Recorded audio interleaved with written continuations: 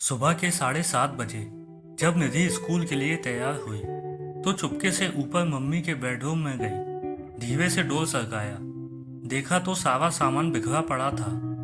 नीचे drawing room में आई। पापा सोफे पर बेसुध सो रहे थे। अपने रूम में आकर उसने अपनी गुल्लक में से 50 रुपए निकालकर पॉकेट में रख लिए।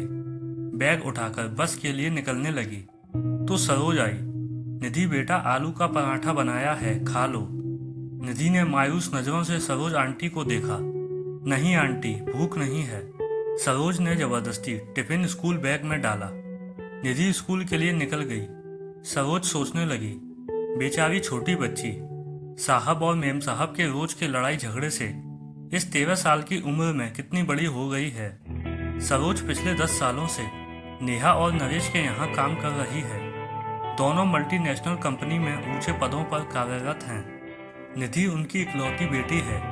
किसी भी चीज की कोई कमी नहीं है, पर हर समय दोनों एक दूसरे से लड़ते रहते हैं।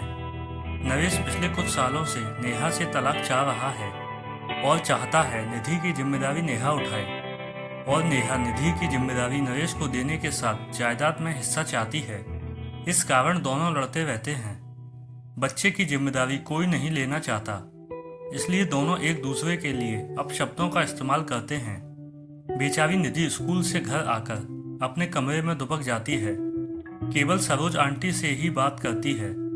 रोज की तरह नेहा और नरेश ने नाश्ता अपने अपने कमरे में किया और ऑफिस के लिए निकल गए। करीब 12 बजे स्कूल से कॉल आया कि जल्दी हॉस्पिटल पहुंचो, निधि को चोट आई है। हॉस्पिटल पहुंचकर पता चला कि निधि बहुत ऊपर से सीढ़ियों से गिर गई है। आईसीयू में रखा गया था। ऑपरेशन की तैयारी हो रही थी। सिर में बहुत गहरी चोट आई थी। ऑपरेशन शुरू हुआ, पर जिंदगी मौत से हार गई। नेहा और नरेश स्तब्ध रह गए। उन्हें ऐसा झटका लगा था कि अपनी सुध बुध ही खो बैठे थे। निधि की दादी भी आ गई थी। बेटा और बहू को देखकर नफरत से मुंह फेर लिया। पूछताछ हुई। टीचर, स्टूडेंट्स सभी के बयान लिए गए। यही पता चला कि बैलेंस बिगड़ने से नीचे गिर गई। 13वां निपटने के बाद नरेश ने अपनी मां को रोकना चाहा, पर उन्होंने आंखों में आंसू भरकर कहा, तुम दोनों खूनी हो। तुम्हारी जिद मेरी पोती को खा गई। मैं उसे अपने साथ ले जाना चाहती थी, पर तुम दोनों ने उसे अपने अहम का मोहरा बनाकर उसकी जान ले ली। मां चली गई। सरोज तब से सदमे में थी। फिर उसने जैसे तैसे होश संभाला। नरेश और नेहा से कहा, मैम साहब, मैं अब यहाँ नहीं रह पाऊंगी। इस घर की दीवारें मेरी निधि की सिसकियों से भरी हैं। उसे मैंने कभी अपनी गोद में तो कभी छिपकर रोते हुए देखा है।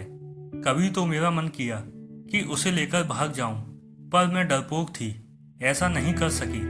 अगर चली जाती तो शायद वो आज जिंदा होती।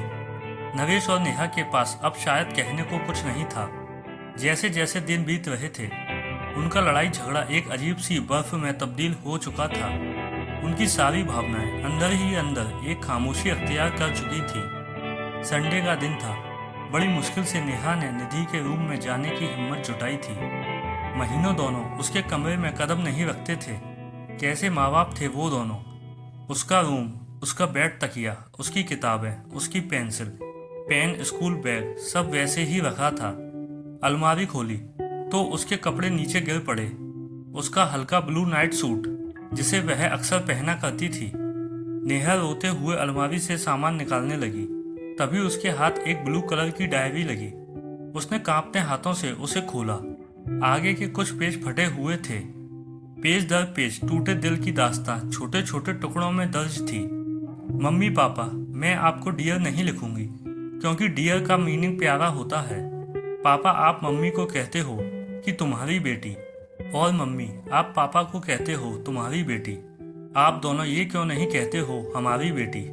अगले पेज पर था, पता है जब मैं मामा जी के घर जाती हूँ, मामा मामी मुझे बहुत प्यार करते हैं।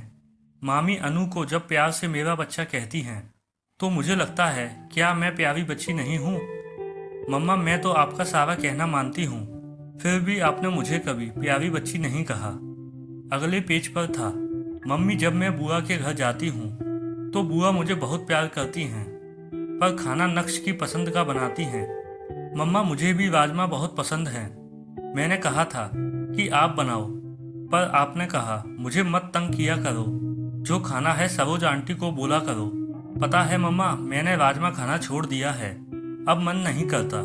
अगले पेज पर था, पापा मैं आपके साथ आइसक्रीम खाने जाना चाहती थी, पर आपने कहा आपके पास फालतू चीज़ों के लिए टाइम नहीं है। पापा जब चीनू मासी और मौसा जी मुझे और विपुल को आइसक्रीम खाने ले जा सकते हैं, तो फिर वो क्यों नहीं कहते कि ये सब फालतू चीज़ें हैं। पता है मम्मी, मैं अपने घर से दूर जाना चाहती हूँ, जहाँ मुझे ये न सुनाई दे कि निधि को मैं नहीं रखूँगी, जहाँ पापा के चिल्लाने की आवाज़ ना सुनाई दे।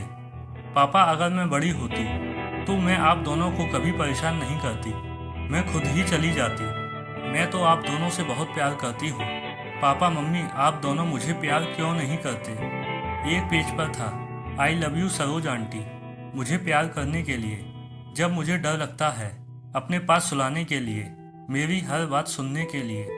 और अंतिम पेज पर था, दादी आई लव यू, आप मुझे यहाँ से ले जाओ, आई प्रॉमिस कभी तंग नहीं करूँगी। नेहा डायरी को सीने से लगाकर जोर जोर से रो पड़ी। नरेश भी उसकी रोने की आवाज़ सुनकर आ गया था। नेहा ने डायरी उसे पकड़ा दी। पेज दर पेज पलटते हुए उसके चेहरे के भाव बदलते जा रहे थे। वह खुद को संभाल नहीं पाया, जमीन पर बैठ गया। नेहा रोते हुए बोली, नरेश पता है, वो एक्सीडेंट नहीं, आत्महत्या थी, सुसाइड था। जिस रिश्ते को हम बोझ समझते थे, हमारी निधि ने उससे हमें आज़ाद कर दिया। नरेश, हम दोनों ने अपनी बच्ची का खून किया है। नरेश फूट फूट कर रो पड़ा। ये कहानी हर उस घर की है जहाँ माँ बाप बच्चों के सामने लड़ते हैं या घर टूटकर बिखरते हैं, और उसका सबसे बड़ा खामियाजा बच्चे भरते हैं। अगर आप अच्छी परवरिश नहीं दे सकते तो आपको बच्चे को जन्म देने का कोई अधिकार नहीं है। अच्छी परवरिश रुपए पैसे सुख सुविधाओं से नहीं होती। इसका मतलब यह है कि आप बच्चे की ज़रूरत के समय उसके कितने करीब हैं।